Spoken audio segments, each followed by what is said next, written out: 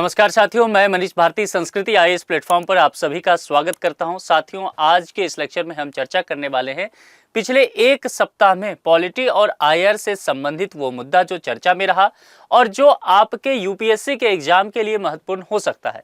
देखिए, उससे पहले आपके लिए एक सूचना है और यह सूचना यह है कि मुखर्जी नगर में संस्कृति आईएएस के सभी ऑफलाइन क्लासेस की शुरुआत हो चुकी है। सभी सुरक्षा मानकों और सुविधाओं के साथ यह उपलब्ध है। अब आप अपने फैकल्टी के साथ सीधे कक्षा में आकर के मिल सकते हैं, जुड़ सकते हैं, साथ बैठ करके पढ़ सकते हैं। इसके अलावा न्यू ईयर का ऑफर आपको दिया गया है जिसमें 75% तक का डिस्काउंट दिया गया है विभिन्न ऑनलाइन कोर्सेज पर, जिसमें अगर आप यहाँ पर देखेंगे तो यूपीएससी फाउंडेशन कोर्स में लाइव बैच अगर जीएस का केवल लेते हैं तो 55,000, जीएस के साथ सीसेट भी ऐड हो जाता है तो केवल 60,000 और वीडियो जीएस का अगर लेते हैं वीडियो क्लासेस तो आपको केवल 50,000 में यह उपलब्ध हो जाएगा। यहाँ पर एक बात समझ लीजिए कि यह जो ऑफर है यह केवल 2 जनवरी 2025 तक ही वैलिड है, यानी कि समय आपके पास बेहद सीमित है। यहाँ पर कॉन्टैक्ट नंबर दिया गया है 9555124124 या फिर sanskritIAS.com पर आप विजिट कर सकते हैं। आप गूगल प्ले स्टोर पर जाकर संस्कृति आईएएस का ऐप भी डाउनलोड कीजिए, वहां से भी आपको सारी जानकारी मिल जाएगी। अब चलते हैं आज के टॉपिक की तरफ। जैसा मैंने कहा कि पॉलिटी और आईआर से संबंधित टॉपिक पर चर्चा करेंगे। पहला टॉपिक है लोकसभा चुनाव लड़ने वाले 86% उम्मीदवारों की जमानत जब्त हो गई। ये खबर आई है। हम ये देखेंगे कि जमानत किस परिस्थिति में जब्त होता है, इसको लेकर के क्या प्रावधान किए गए हैं, जमानत राशि यदि वापस लौटा दी जाती है तो कैसे। दूसरा है जेलों में वैवाहिक मुलाकात, इसको लेकर के दिल्ली सरकार इस पर विचार कर रही है और वैवाहिक मुलाकात यानी कि निजी वक्त बिताने का कैदियों को समय दिया जाएगा, इसकी बातचीत चल रही है। तीसरा, समलैंगिक जोड़े साथ रह सकते हैं और उनके माता पिता इसमें उनका हस्तक्षेप ना हो, इसको लेकर के बातें की गई है। तमाम बिंदुओं को इसमें हम देखेंगे, इनके अधिकार वगैरह को समझने की कोशिश करेंगे। चौथा क्या है, न्यायमूर्ति गुरमीत सिंह संधावालिया बने हिमाचल प्रदेश हाईकोर्ट के नए मुख्य न्यायाधीश।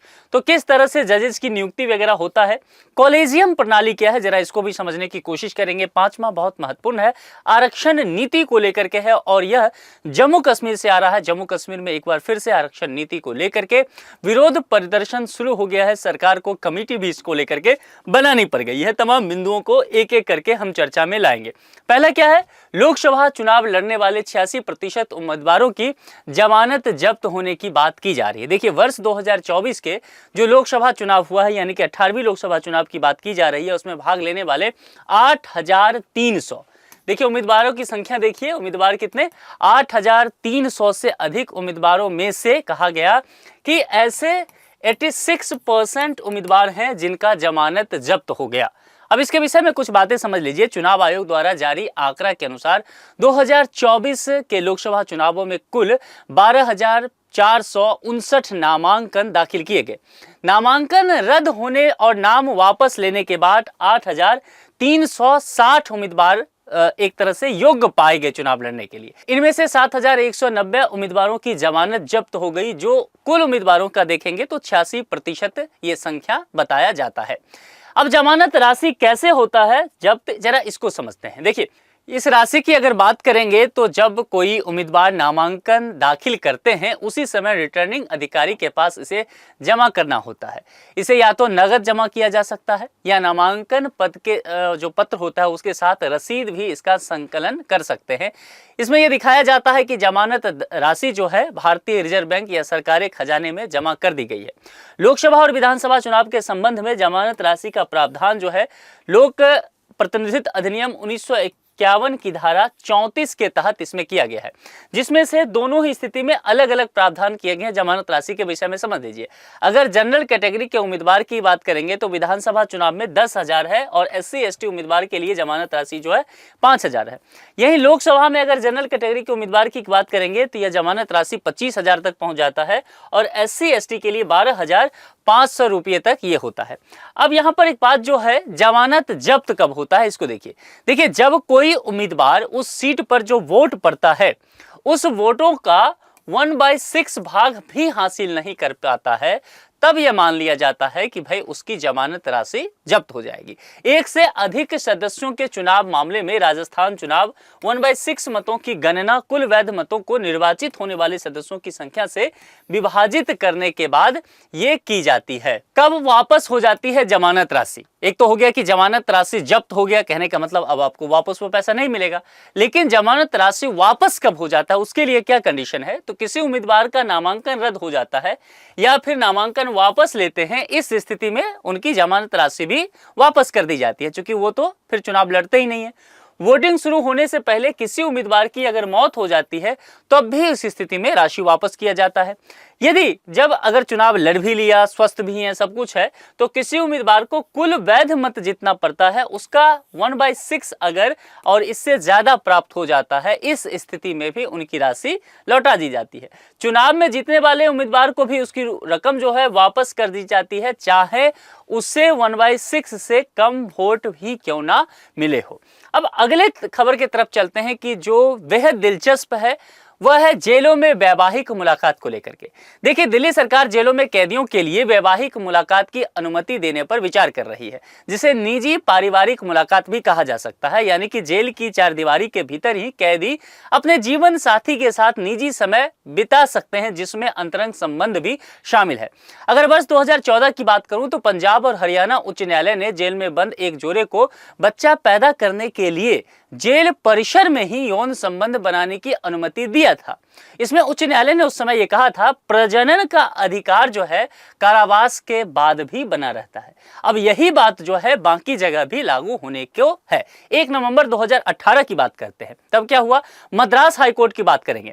मद्रास हाईकोर्ट ने आजीवन कारावास की सजा काट रहे एक कैदी को 2 सप्ताह की पैरोल पर जाने की अनुमति दी थी, क्योंकि उसकी पत्नी ने दलील दी थी कि वैवाहिक संबंध बनाना भी उसका अधिकार है। जुलाई 2024 में मद्रास हाईकोर्ट के न्यायमूर्ति SM सुब्रमण्यम ने तमिलनाडु सरकार से अनुरोध किया था कि वो कैदियों को जेल परिसर में अपने जीवनसाथी के साथ वैवाहिक संबंध बनाने को जो अनुमति दिया जाए उस पर विचार किया जाए। तो इसको लेकर के पहले भी देखेंगे तो काफी काम हो चुका है। अब जरा एक उदाहरण पंजाब को लेते हैं। पंजाब की जेलों में वैवाहिक मुलाकात की बात अगर करें तो यहां पर एक पायलट परियोजना शुरू होने के कुछ महीने बाद ही इसे स्थगित कर दिया गया था। जरा इसको समझते हैं। सितंबर 2022 में लुधियाना सेंट्रल जेल ने परिवार मुलाकात कार्यक्रम शुरू किया था। इसके तहत कैदियों को जेल परिसर में ही कुछ कैमरे लगा हुआ था, उसके सामने अपने जो घर के लोग हैं उनके साथ वो मिलजुल सकते थे, उनकी अनुमति दिया गया था। लेकिन फिर इसे बंद क्यों कर दिया गया? चूंकि सिक्योरिटी रीजन से, सुरक्षा कारणों की वजह से इस चीजों को बंद कर दिया गया था। जब महिलाएं वैवाहिक मुलाकात के लिए आती थी तब यह देखा गया कि उनके पूरे शरीर का जांच करना संभव नहीं हो पाता था। तो यह सुनिश्चित करना बहुत ही चुनौतीपूर्ण कार्य हो गया कि कोई प्रतिबंधित वस्तु यदि है तो क्या उनके पास वो ना होना चाहिए। अब देखते हैं दिल्ली के जेलों में वैवाहिक मुलाकात की स्थिति। वर्ष 2019 की बात करेंगे तो दिल्ली हाईकोर्ट में एक सोशल वर्कर हैं अमित साहनी द्वारा दिल्ली की जेलों में बंद कैदियों को वैवाहिक मुलाकात का अधिकार प्रदान करने के लिए आवश्यक व्यवस्था की मांग करने वाला एक PIL दायर किया गया। उस याचिका में कुछ तर्क दिए गए। जेल अधिकारियों द्वारा वैवाहिक मुलाकात का अधिकार प्रदान नहीं किया जाता है, जबकि अधिकांश कैदी 85% से अधिक, ये कहा गया कि 21 से, ध्यान दीजिए, 21 से 50 वर्ष के एज ग्रुप के हैं। तो कहा गया कि फिर इस एज ग्रुप में यौन सक्रियता रहता है, तो इसीलिए इनको ये छूट देना चाहिए। वैवाहिक मुलाकात से इनकार करना कैदी के जीवन साथी के बुनियादी मानवाधिकारों का हनन है। बिना किसी गलत काम के उसे दंडित नहीं किया जा सकता है। इसको लेकर के दिल्ली राज्य दोषियों और कैदियों को पारिवारिक और सामाजिक संबंधों को बनाए रखने के लिए पैरोल और फरलो जैसी सुविधाएं के रूप में देखेंगे तो अस्थायी छुट्टी भी देता है। इसीलिए जेल में रहने के दौरान कैदी और उसके जीवन साथी के बीच वैवाहिक संबंधों का उद्देश्य जो है छुट्टी अवधि के दौरान पूरा किया जाता है। दिल्ली उच्च न्यायालय को सूचित किया गया कि दिल्ली सरकार पंजाब के पहल के परिणाम के आधार पर इस मुद्दे का पुनर्मूल्यांकन करने वाली है। अब जरा इसको लेकर के वर्तमान स्थिति को समझने की कोशिश करते हैं। उसमें अगर आप देखेंगे अक्टूबर 2023 में जेल महानिदेशक DG ने दिल्ली सरकार के गृह विभाग को शहर की जेलों में बंद कैदियों के लिए वैवाहिक मुलाकात की अनुमति देने का प्रस्ताव एक सौंपा था। तब सरकार ने उच्च न्यायालय को आश्वासन दिया था कि इस प्रस्ताव को आगे विचार के लिए केंद्रीय गृह मंत्रालय के समक्ष रखा जाएगा। पंजाब के अनुभव को ध्यान में रखते हुए दिल्ली के मुख्यमंत्री ने इस तरह की परियोजना को लागू करने की व्यवहारिता पर कानून विभाग से और जानकारी मांगी थी। क्योंकि मैंने क्या कहा कि पंजाब में यह चीजें जो है वह बंद कर दिया गया था। अब आगे बढ़ते हैं। समलैंगिक जोड़े साथ रह सकते हैं, माता पिता हस्तक्षेप नहीं करेंगे। यह खबर जो है आंध्र प्रदेश हाईकोर्ट से आया है। आंध्र प्रदेश हाईकोर्ट ने अपने एक निर्णय में कहा है कि समलैंगिक जोड़े साथ रह सकते हैं और माता पिता हस्तक्षेप इस चीज को लेकर के ना करें। याचिकाकर्ता कविता ने दावा किया कि ललिता को यह तय करने की स्वतंत्रता नहीं दी गई है कि वह किसके साथ रहना चाहती है और उसके माता पिता जबरन जो है याचिकाकर्ता के साथ रहने से रोक रहे हैं। 1 साल तक यह जोड़ा जो है वह कहा गया है कि यह समलैंगिक जोड़ा साथ में रहा भी था। यह जोड़ा जो है पिछले 1 साल से विजयवाड़ा में एक साथ रह रहा था। कविता की ओर से पहले दर्ज कराई गई गुमशुदगी की शिकायत के आधार पर पुलिस ने ललिता को उसके पिता के घर से बरामद किया और उसे मुक्त कराया। तो ये दो पार्टनर है, कविता और ललिता, इनकी ये पूरी जो है ये केस स्टडी है। उसके बाद उसे 15 दिनों तक एक कल्याण गृह में रखा गया। हालांकि उसने पुलिस से गुहार लगाई कि वह बालिग है और अपने साथी के साथ ही रहना चाहती है। ललिता ने सितंबर में अपने पिता के खिलाफ शिकायत भी दर्ज कराई थी, जिसमें आरोप लगाया गया था कि उसके माता पिता रिश्ते और अन्य मुद्दों को लेकर उसे परेशान कर रहे हैं।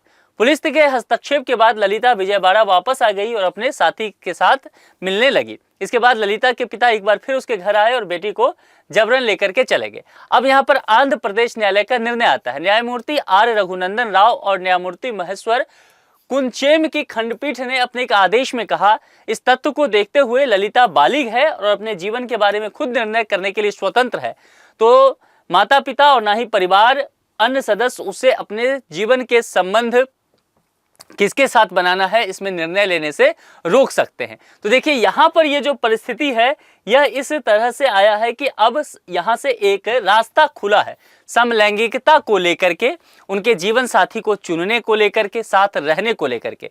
समलैंगिकता देखेंगे तो 2 समान लिंग के व्यक्तियों, 2 पुरुषों या 2 महिलाओं के बीच संबंध को दिखाता है।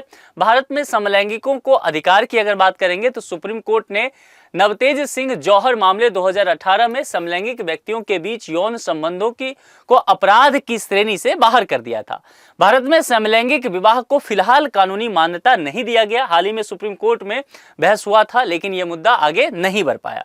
अब आगे बढ़ते हैं। न्यायमूर्ति गुरमीत सिंह संधावालिया को हिमाचल प्रदेश उच्च न्यायालय का मुख्य न्यायाधीश बनाया गया है। ठीक है, वर्तमान समय में पंजाब हरियाणा हाईकोर्ट में ये सेवाएं दे रहे हैं और 4 फरवरी 2024 को पंजाब हरियाणा हाईकोर्ट के एक्टिंग चीफ जस्टिस का कार्यभार जो है ये देख चुके हैं।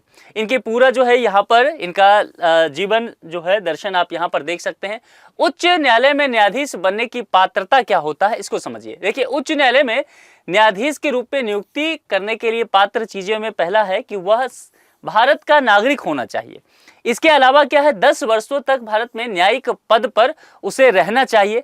समान अवधि के लिए लगातार उच्च न्यायालय या 2 से अधिक ऐसे न्यायालयों में अधिवक्ता के रूप में भी उसे कार्य करने का अनुभव हो।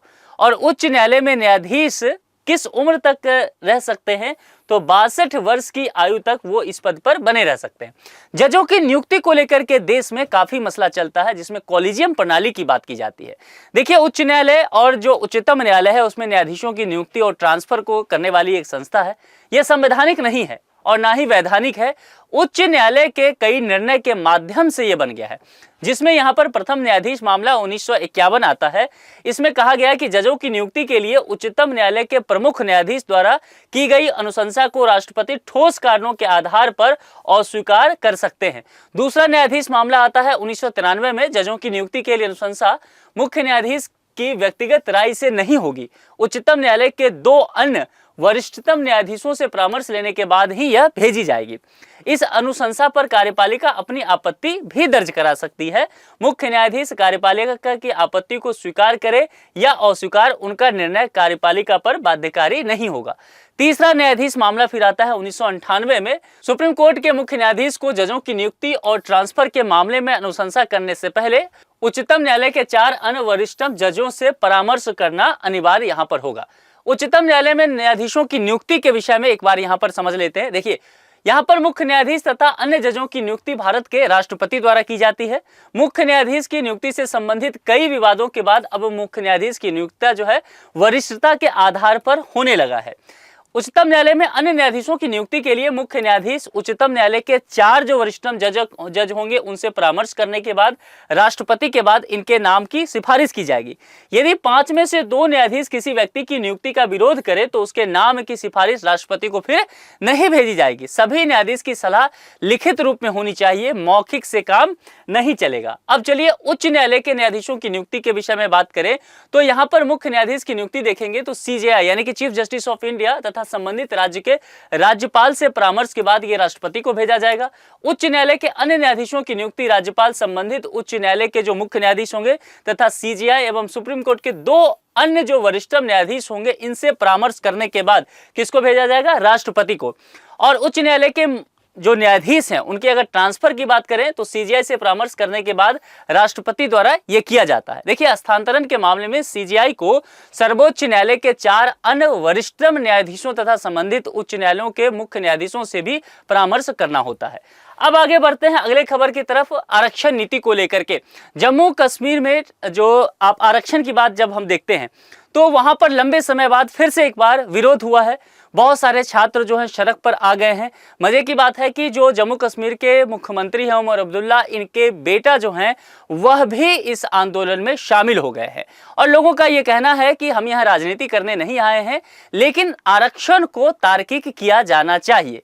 अब आरक्षण को तार्किक करने को लेकर के जब बातें की गई तो मुख्यमंत्री छात्रों के टीम से फिर मिलते हैं, इसके प्रतिनिधित्व मंडल से मिलते हैं। हुआ क्या कि इस वर्ष में विधानसभा चुनावों में से पहले उपराज्यपाल मनोज सिन्हा के नेतृत्व वाली सरकार द्वारा कुछ नीति बनाया गया, जिसमें नौकरियों और प्रवेशों में सामान्य वर्ग के लिए आरक्षण प्रतिशत को घटा दिया गया तथा आरक्षित श्रेणियों के लिए आरक्षण प्रतिशत जो है वो बढ़ाया गया। अब इसी को लेकर के यहाँ पर विवाद है, इस चीज को समझिए। तात्कालिक प्रशासन ने पहाड़ी और 3 अन्य जनजातियों यानी कि ST की बात की जा रही है, इसके लिए 10% आरक्षण को मंजूरी दी थी, जिससे अनुसूचित जनजाति SC श्रेणी के तहत कुल आरक्षण क्या हो गया? बढ़कर के 20% हो गया। इसे अन्य पिछड़ा वर्ग OBC को 8% आरक्षण देने के अलावा सामाजिक और शैक्षणिक रूप से पिछड़ा वर्ग आयोग की सिफारिश के अनुसार OBC की सूची में 15 नई जातियों को भी फिर शामिल कर दिया गया। तो इसके बाद बजट में जब बजट हुआ था फरवरी में जम्मू कश्मीर का, तो उसमें बहुत सारे जो जनजाति हैं जैसे कि पहाड़ी जनजाति हैं, पडारी जनजाति हैं, कोली हैं, गड्ढा ब्राह्मण हैं, इनको आरक्षण की मंजूरी दे दी गई।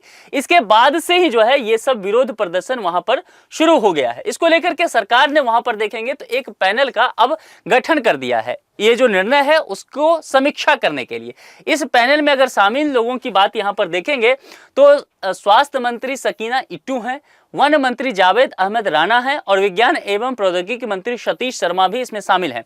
एक बात यहां पर गौर कीजिए कि ये कमेटी जो बनाया गया है, इस कमेटी के लिए डेडलाइन नहीं तय किया गया है, यानी कि ये कमेटी कब तक रिपोर्ट सौंपेगी इसके समय सीमा की निर्धारण नहीं की गई है। तो ये देखने की बात होगी कि कब तक ये काम किया जा सकता है।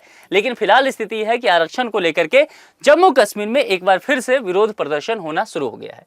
तो कुल मिलाकर के इस सप्ताह ये 5 खबर चर्चा में रहा है जो आपके लिए परीक्षा में उपयोगी हो सकता है। इसको अच्छे से तैयार कर लीजिए। आज के लिए इतना ही। अपना विशेष ख्याल रखिए। बहुत बहुत शुक्रिया। Thank you so much.